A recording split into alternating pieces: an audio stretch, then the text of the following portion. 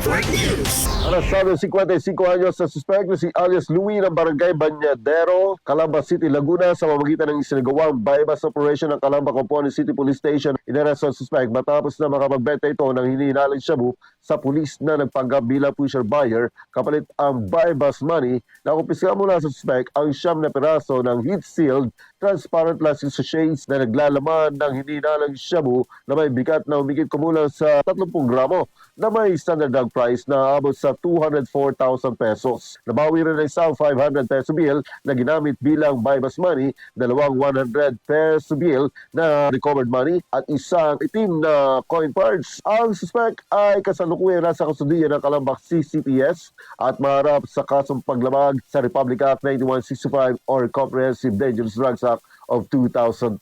Kasama mo sa Aramet Calabarzon and 106.3 IFM Lucena Idol, Edgar Dumaceda, Tatak RMN RMN Network News.